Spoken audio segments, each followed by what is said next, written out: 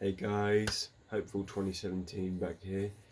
It's been about 4 days since my last video where I gave you guys a preview of my Dragon Dagger from the original Power Rangers, and we've only got 3.5 hours before we approach 2025. I do have a bucket list in store for the new year, but I will not reveal the bucket list until later on my channel. So for this video right here, I would just like to say, hope you've all had a good Christmas. I sure as hell have. And I would also like to let you guys in on my favourite moments from this year. I have about 5 moments. Number one would be Yarmouth Comic Con was awesome, and I got to wear the original Green Ranger t-shirt. That had a printed autograph signature printed off, and especially wearing that at Comic Con, I knew would be the Easter egg for an event like when it comes to Comic Cons. And then, of course, I had a few objectives at Comic Con. And first one was obviously get a picture with a Power Ranger, since I wore a t-shirt that day. And I did. I actually have. It's from my newest Pop Funko shelf, and I'm also going to let you guys in on. I was planning on doing cosplaying for when I attend Yarmouth Comic Con again in the new year, and here it is, guys. This was my second option. My first option is this is the newest Pop Funko to my collection, the original White Ranger. I got two Tommies at the same time. White Ranger was my first option, but finding parts to dress me up in, like make the suit, would be a bit difficult. So Green Ranger was my second option, and it was brilliant at the time, but then earlier on today I sort of changed my mind.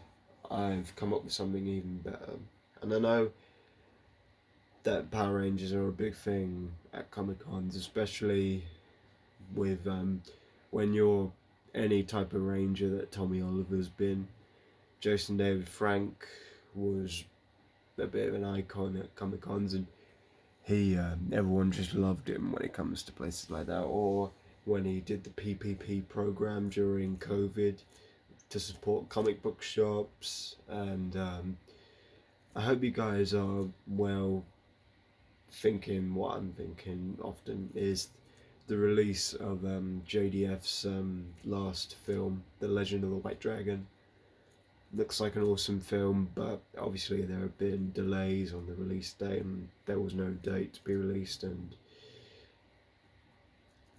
I hope you guys are not probably going to think the same as me, give up on not seeing this film, whether it's going to be cancelled. But to me, that's never going to be cancelled, because can't just film something that JDF worked on before his passing.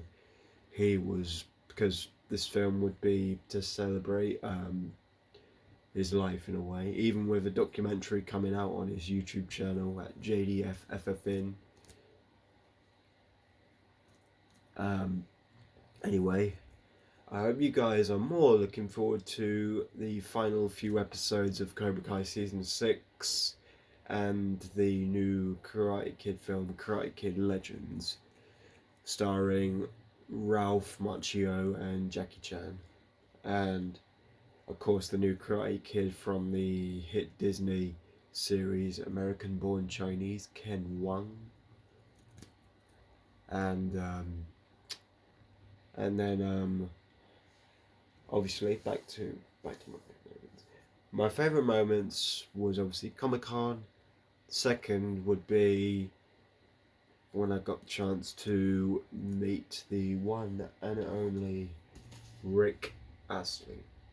I got this on the second time I met him, on the last day of his book tour of this his autobiography book, Never, which is about his life and his career, where he came from, how it started for a guy like Rick. It was an awesome day. First time I saw him at Latitude Music Festival.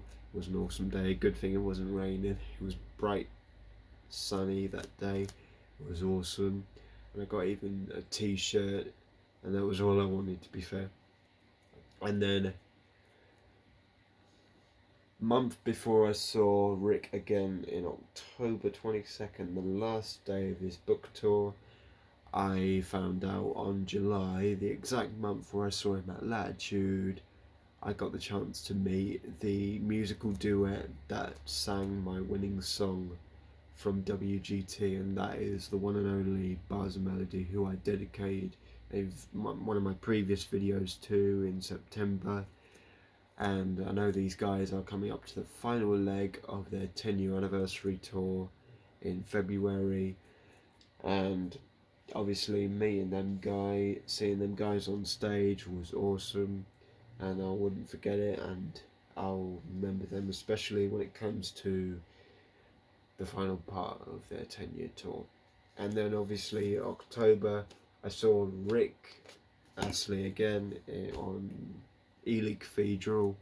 He gave a few backstories about where he grew up and about stuff about I met his wife actually the night I saw him at Ely, because his wife's also his manager. She looked pretty awesome, and I could tell Rick just felt. I bet that Rick even finds it a bit weird to have his wife as his manager, to be fair. But anyway, a few weeks before I saw Rick again, I obviously won. I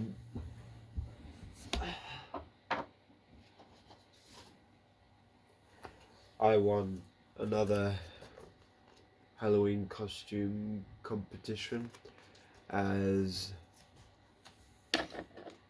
WWE Hall of Famer The Undertaker. This is from the nearest Pop Funko. It fell off obviously, but okay, doesn't matter. But those are one of the highlights of this year, and I'm looking forward to making new favourite highlights moments by the time we reach 2025 in a couple of hours. And I will reveal my newest cosplaying character for Comic-Con in the new year, later on in the new year. But anyway, make sure you like, comment and subscribe to my channel, guys, and I'll see you in 2025, and just be hopeful.